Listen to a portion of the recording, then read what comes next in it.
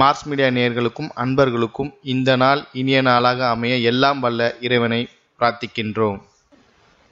இந்த சேனல் உங்களுக்கு பிடிச்சிருந்தா மறக்காம சப்ஸ்கிரைப் பண்ணுங்க, ஷேர் பண்ணுங்க, லைக் பண்ணுங்க, கமெண்ட் பண்ணுங்க. எனதருமை தனுசு ராசி நேயர்களே, இந்த பதிவுல நம்ம என்ன பார்க்க போறோம் அப்படின்னா 2024ஆம் ஆண்டு மே மாத ராசி பலன். இந்த மே மாசத்துல எந்தெந்த கிரகங்கள் உங்களுக்கு அற்புதமா வேலை செய்ய போறது, எந்தெந்த கிரகங்கள் மூலமா நீங்க கொஞ்சம் கவனமா இருக்கணும், பரிகாரமா என்ன பண்ணினா ரொம்ப விசேஷம் அப்படிங்கறத பத்திலாம் நம்ம இப்ப தெளிவா பார்க்க போறோம். உங்களுடைய ஜீவனஸ்தானமாகிய 10ஆம் இடத்துல கேது பகவான் இருக்கார். குருவோட பார்வையை வாங்கிட்டு அற்புதமான பலன்கள் உங்களுக்கு கிடைக்கும். உத்தியோகம் இல்லாத வாழ்க்கெல்லாம் உத்தியோகம் கண்டிப்பா கிடைக்கும். தொழில் வியாபாரத்துல இருந்து வந்த ஒரு பிரச்சனை எல்லாம் ஓயும். நலிவடைந்த தொழிற்சாலைகளை இழுத்து மூடலாம் என்று நினைத்தவர்கள் இப்பொழுது அருமையான வாய்ப்புகள் கிடைத்து தொழிற்சாலையை விரிவுபடுத்துவீர்கள். சகாயஸ்தானமாகிய 3ஆம் இடத்தில் 2-3 குடைய அதிபதி சனீஸ்வர பகவான் அற்புதமாக இருக்கிறார். தனவாக்கு குடும்பஸ்தானாதிபதியும் இவரே, சகாயஸ்தானாதிபதியும் இவரே. 3ஆம் இடத்து அதிபதி 3ஆம் இடத்தில் இருப்பது விசேஷம். அதனால உங்களுக்கு இருக்கிற பிரச்சனைகள்லாம் ஓயும், மனசுல இருக்கிற குழப்பங்கள்லாம் குறையும், தைரியம் அதிகமாகும்.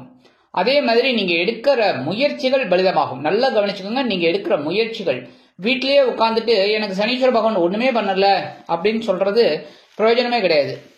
சனீஸ்வர பகவான் வீட்டு கதவு தட்டி உங்களுக்கு காசு கொடுத்துட்டு போக மாட்டார், உங்க பிரச்சனைகள் எல்லாம் தீர்த்து வச்சுட்டு போக மாட்டார். நீங்க ஒரு முயற்சி எடுத்தீங்க அப்படின்னா சனீஸ்வர பகவான் கூடவே வருவார். அந்த வகையில நீங்க எடுக்கிற காரியங்கள் அற்புதமா நிறைவேறும். உத்தியோகத்துல இருக்கிறவாளுக்கெல்லாம் முன்னேற்றம் கண்டிப்பா கிடைக்கும். ஒரு தன்னம்பிக்கை, எல்லாமே நம்ம தான் பண்ணணும் அப்படிங்கிற ஒரு வேகம், உத்வேகம் உங்களுக்கு கிடைக்கும். தொழில் வியாபாரத்துல இருக்கிறவாளுக்கெல்லாம் ஒரு உயர்வுகள் கண்டிப்பா வரும். அடுத்தபடியா சுகஸ்தானமாகிய 4ஆம் இடத்துல ராகு பகவான் இருக்கிறது ரொம்ப விசேஷம். பிரம்மாண்டமா யோசிப்பீங்க. சில பேருக்கு எடுக்கிற காரியங்கள் அற்புதமா நிறைவேறும். அதே சுகஸ்தானத்துல 7-10 குடைய அதிபதி புதன், 5-12 குடைய அதிபதி செவ்வாய், இவங்க 3 பேரும் அழகா கூட்டணி அமைச்சு உங்களுக்கு சில நன்மைகளை கொடுத்துட்டு இருக்காங்க. சில பேருக்கு பாத்தீங்கன்னா வீடு மனை வாகனம் வாங்கும் யோகம் உண்டாகும். அதே மாதிரி உற்றார் உறவினர்கள் ஆதரவாக இருப்பார்கள். சில நேரங்களில் உடலில் ஒருவித அசதி தோன்றி மறையும். எடுக்கிற முயற்சிகள் உங்களுக்கு சாதகமா இருக்கும். அதே மாதிரி குழந்தைகள் ஆதரவா இருப்பார். ஆனாலும் குழந்தைகளின் மூலம் சில நன்மைகளும் இருக்கும், சில நேரங்களில் குழப்பங்களும் இருக்கும். வாழ்க்கை துணையின் உடல் ஆரோக்கியத்தில் சிறப்பு அக்கறை எடுத்துக்கொள்வீர்கள்.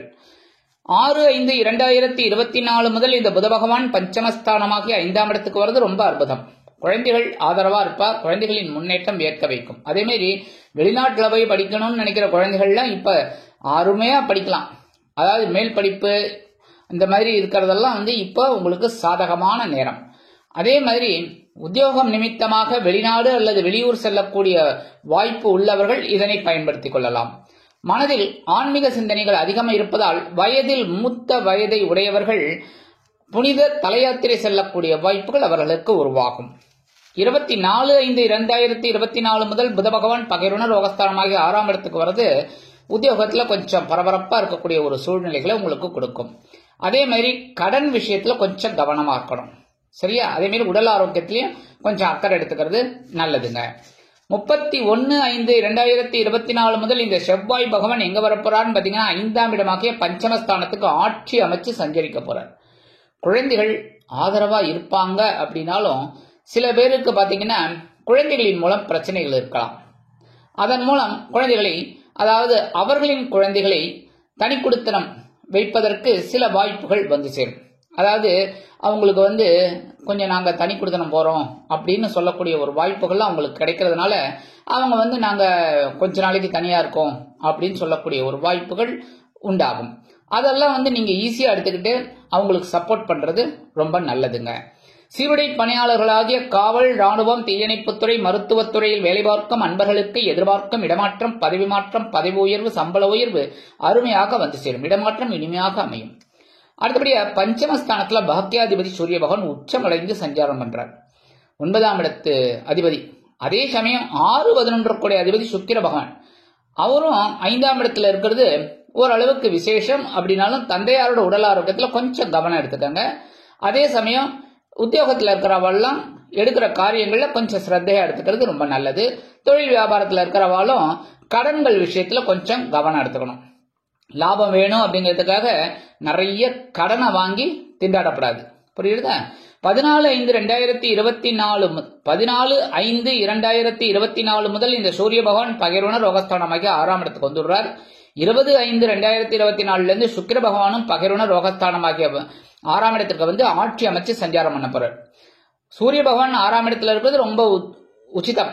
அதே மாதிரி சுக்கிர பகவானும் பகைரோண ரோகஸ்தானமாகிய 6ஆம் இடத்துல வரப்போறார். அப்படிங்கிறதுனால உத்தியோகத்தில் இருக்கிறவாளுக்கெல்லாம் ஒரு உயர்வுகள், ஒரு சந்தோஷம் கண்டிப்பா இருக்கும்.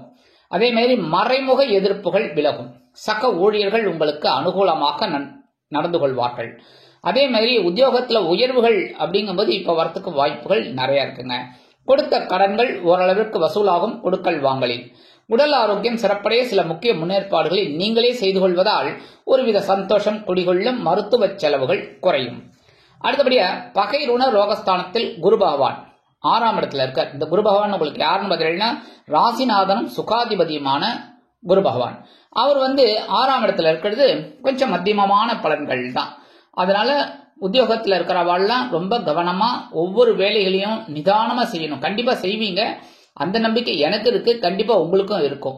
அதனால நம்பிக்கையோட போராடினீங்க அப்படின்னா கண்டிப்பா நன்மைகள் உண்டாகும். அதே மாதிரி புதுசா வேலை தேடுறீங்க அப்படின்னா கொஞ்சம் கவனமா நல்ல கம்பெனியா போனா நல்லபடியா இருக்குமான்னு நீங்க தான் வந்து அனலைஸ் பண்ணி அதுக்குண்டான ஒரு இன்டர்வியூக்கு முயற்சி பண்ணணும். அடுத்தபடியா தொழில் வியாபாரத்தில் இருக்கிறவாளுக்கெல்லாம் ஓரளவுக்கு அனுகூலம் இருக்குனாலும் கொஞ்சம் கடுமையா பாடுபடுற மாதிரி தான் இருக்கும். மேக்சிமம் இந்த சக வியாபாரிகள் இருக்கா பாருங்க, அவளெல்லாம் கொஞ்சம் அனுசரிச்சு போறது நல்லதுங்க. இருந்தாலும் குருவோட பார்வைன்னு பாத்தீங்கன்னா ஜீவனஸ்தானமாகிய 10ஆம் இடத்துல விழுறதுனால உத்தியோகத்துல பரபரப்பா இருப்பேள், அதுக்குண்டான உயர்வுகள் வரும். அதே மாதிரி தொழில் வியாபாரத்துல சுறுசுறுப்பா இருப்பீங்க, அதற்குண்டான ஒரு முன்னேற்றம் உங்களுக்கு கண்டிப்பாக கிடைக்கும். அடுத்தபடியா 7ஆம் பார்வை உங்களோட விரயஸ்தானமாகிய 12ஆம் இடத்துல விழுறதுனால கொஞ்சம் செலவுகள் கண்ணாபின்னான்னு வரும். இந்த செலவுகள் அதிகமானாலே மனசுல கொஞ்சம் கவலை அதிகமா இருக்கும். ஏன்னா எல்லாருக்குமே பாத்தீங்கன்னா பணம் வந்து கிரெடிட் ஆகிட்டே இருந்தா நல்லா இருக்கும். பேங்க்ல என்ன பேங்க் பேலன்ஸ் ஏறிண்டே இருக்கணும்.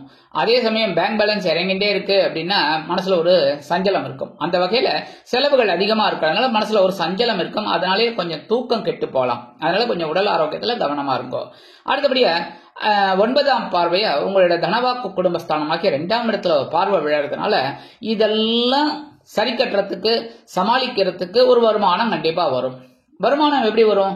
முதல்ல நான் சொன்னேன், அந்த 5ஆம் பார்வையா உங்க ஜீவனஸ்தானத்துல பாக்குறதுனால உத்தியோகத்துல உங்களுக்கு கேட்கிற கடன் உதவி இல்லைன்னா உங்களுக்கு வர வேண்டிய இன்சென்டிவ், அரியர்ஸ் இதெல்லாம் வரத்துக்கு வாய்ப்புகள் இருக்கு.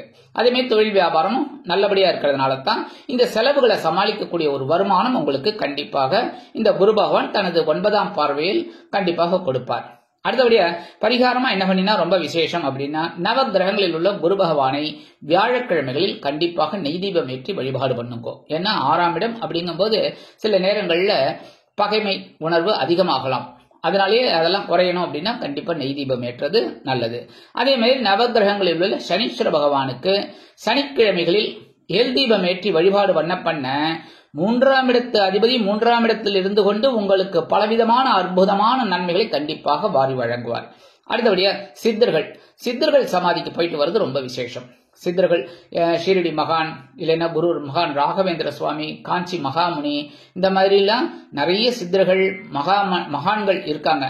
அவங்களெல்லாம் போய் தரிசனம் பண்றது ரொம்ப விசேஷமான பலன்களை உங்களுக்கு கொடுக்கும். ஆக இந்த சிறு பரிகாரங்களின் மூலம் தனுசு ராசிக்காரர்களுக்கு 2024ஆம் ஆண்டு மே மாதம் ஒரு அற்புதமான திருப்பம் தரும் ஏற்றம் தரும் மாதமாக அமையும் என்று கூறி விடைபெறுகிறேன். நன்றி, வணக்கம். மீண்டும் ஒரு அருமையான பதிவில் நான் உங்களை மனமகிழ்ச்சியோடு சந்திக்கிறேன். வாழ்க வளமுடன்.